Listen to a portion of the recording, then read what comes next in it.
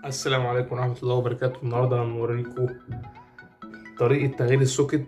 بإذن الله هنحاول نلم كل الطرق اللي موجودة زي ما انتم شايفين دلوقتي قدامنا على الميكروسكوب. جايب لكم سوكت شحن، وبإذن الله هنوريكم كذا طريقة بالمكوى وبالهوت اير وبالفلوكس وبالراديو شاك. بإذن الله نحاول نلم كل الطرق اللي الناس بتستخدمها واللي حتى الناس اللي مش بتستخدمها، وكل واحد يشوف الطريقة اللي بتريحه. الفيديو ده بهديه للباشمهندس محمد صديقي، يعني هو كان طالب مني طريقة تغيير السوكيتات دي. عنده مشكلة ومشكلة مع ناس كتيرة يعني، والفيديو ده بهديه لأي حد مش عارف طريقة تغيير السوكيتات. أول طريقة هنبدأ بيها هي طريقة الراديو شاك. مادة الراديو شاك بتبقى مادة حمرا زي ما انتم شايفين كده، هي دي مادة الراديو شاك. هنبدأ نحط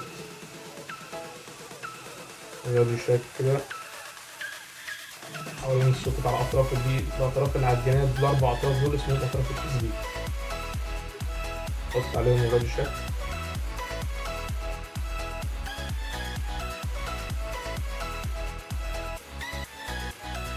نحط كمان على أطراف البيانات،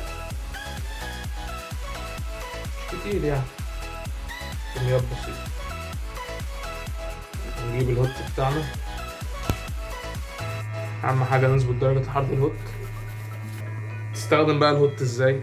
بتجيب الجفت أيا كان بقى، جفت معوج أو جفت عدل، بتجيب سن كده الجفت وبتمسك بيه القمع بتاع الهوت زي ما انتم شايفين كده، وبتفضل تحرك كده بإيدك حوالين السوكت، مش على السوكت نفسه، حوالين السوكت ايا كان بقى، كونكتور شاشه، كونكتور اي حاجه. انت بترفع سوكت، بترفع كونكتور شاشه، بترفع بيت خط، بترفع اي حاجه من الكلام ده كله، بتستخدم نفس الطريقه دي. ان انت لما تيجي تمسك الجفت، لما تيجي تمسك القمع بالجفت كده بتسهل عليك التحكم، ان انت تعرف تسيطر على ايدك اكتر زي ما انتوا هتشوفوا دلوقتي قدامنا على الميكروسكوب حوالي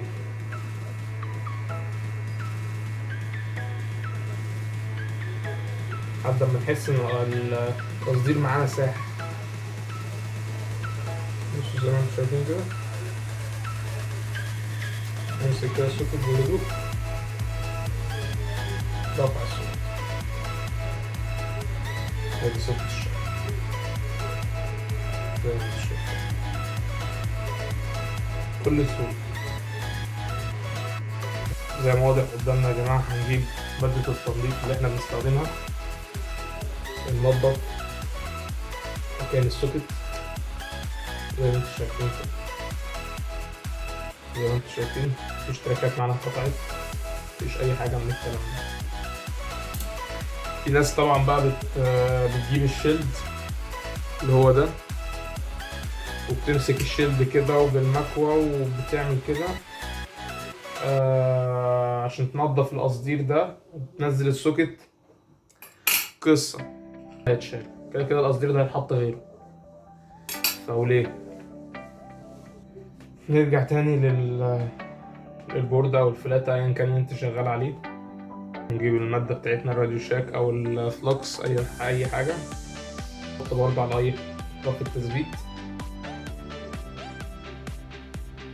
طرف التثبيت دي يا جماعة بتبقى أرضي، يعني لو في جزء من البوردة مثلا، الجزء ده مثلا طاير، الحتة دي مثلا طايرة، ما تقلقش، الجزء ده كله أرضي. يعني لو الجزء ده طار أو الجزء ده طار، عندك واحد أو اتنين كمان في أطراف البيانات دي كمان نفسها دي فيها أرضي، كل حتة في البورد ده عندك أرض. نقول الكلام ده للناس اللي متعرفش، الناس اللي تعرف طبعا على عيني وعلى راسي. أنا بعمل الفيديو ده الناس اللي لسه مبتدئة وعايزة تتعلم طريقة تغيير السوكت بأسهل طريقة. نرجع تاني للهوت، استنى لحد ما نوصل لدرجة الحرارة المطلوبة زي ما انتوا شايفين. الهوت توصل لدرجة الحرارة المطلوبة، ممكن تحط السوكت كده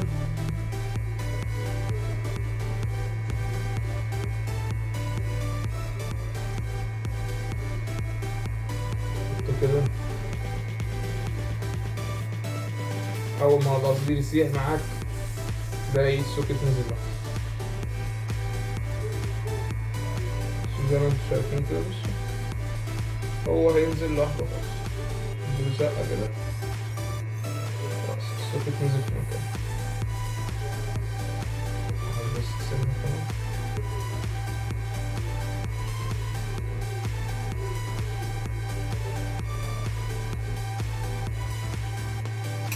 خلاص على كده نحط شوية راديو شاك كده خفيف، ممكن نحط نقطة قصدير، نمشي كده على الايه،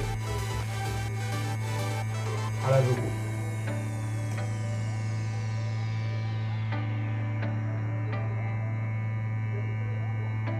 زي ما انتم شايفين ان حصل معايا التماس، لازم ننضف سن الكاوية. سن الكاوية عامل فين جدا يعني.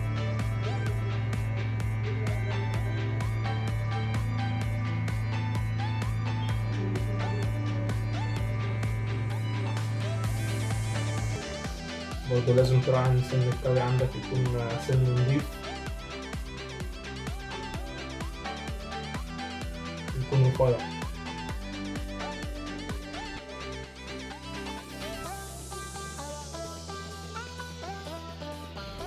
تعيد كده على أطراف اللحام زي ما انت شايف.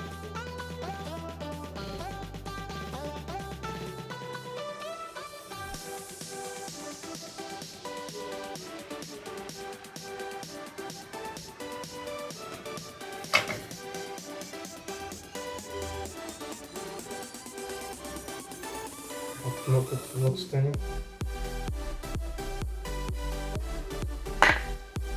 نجيب لون.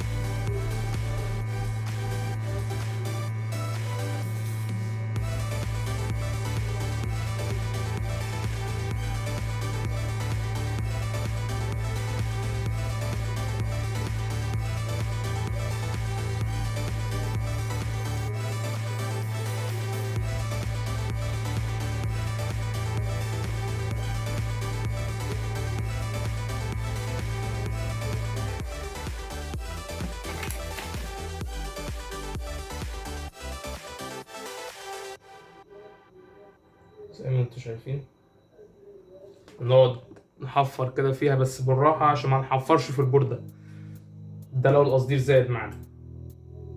زي ما انتوا شايفين عامل ازاي.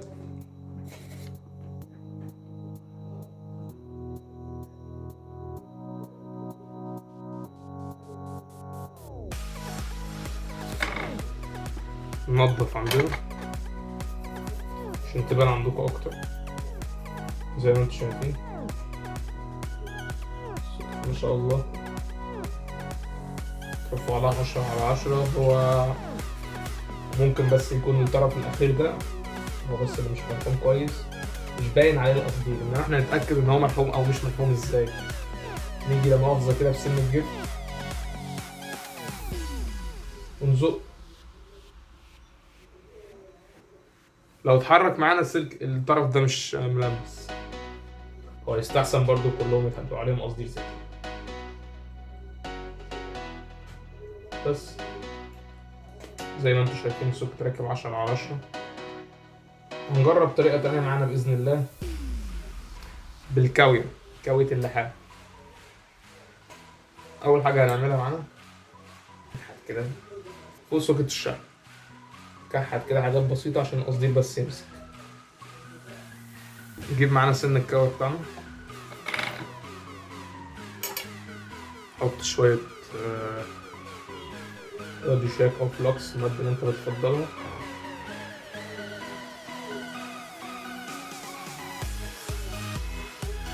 زي ما انتوا شايفين كده سايح شوية ايه تصدير على السكر. في ناس بشوفها برضه بتستخدم تصدير على الأطراف دي.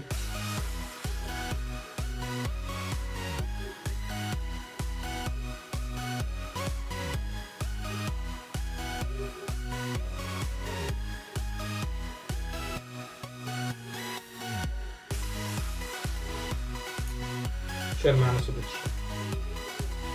خلي بالكوا برضه عشان الأطراف بتاعت الطريقة دي يعني مش مستحسنة نمشي بيها كده على الإيه، على السوكت.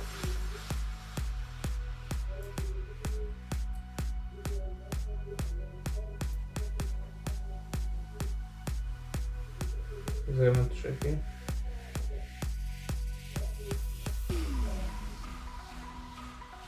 وننضف معانا كان الفلكس زي ما انتوا شايفين، مش اطراف اتشالت، مفيش حاجة اتشالت، كل حاجة سليمة زي ما انتوا شايفين اهي. في برضه طريقة تانية انا احب اوريها لكم برضه، بس فلكس على الاطراف بتاعت السوكت. في ناس بتفضل برضه ان هي ايه، تحط شوية قصدير كده، تجيب شوية قصدير وتحطها على الأطراف دي.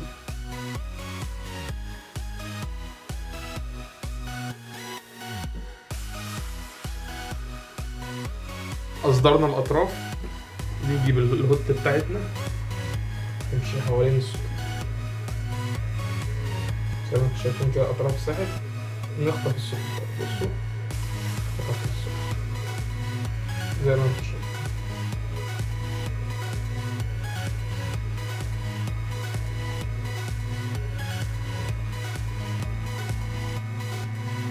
نحط شوية فلوكس كده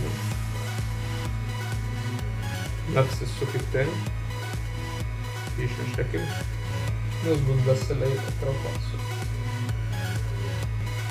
ونيجي بالهوت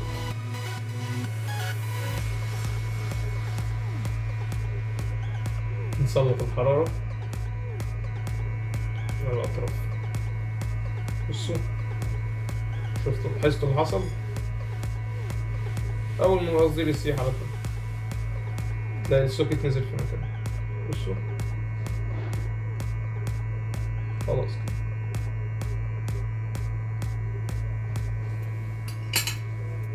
ركب السوكت معانا على كده، مش محتاجين نحط قصدير ورا ده. بص نمشي على الأطراف زي ما انتوا شايفين كده. خلاص كده خلص الموضوع على كده. بصوا زي ما انتوا شايفين أطراف التثبيت كلها زي الفل، حاجات زي كده زي ما انتوا شايفين ما شاء الله، كل حاجة باينة قدامكم. انتظرونا بإذن الله في فيديوهات جديدة. لو عجبك الفيديو، لو عجبتك السلسلة الجديدة، ما تنساش تعمل لايك وشير والدعم. الدعم الكتير ده هو اللي بيخلينا ننزل فيديوهات أكتر. شكرا لكل واحد علق وقال كومنت إيجابي، شكرا لكل واحد قال كومنت سلبي. وبإذن الله انتظرونا في سيستم الباغات الأوتوماتيك، بإذن الله هينزل قريب، شغال عليه بإذن الله، وهينزل لكم قريب وبسعر أرخص من السعر اللي نازل في السوق. بإذن الله هيبقى أفضل سيستم باغات في مصر بإذن الله. انتظرونا بإذن الله في حلقات جديدة. السلام عليكم.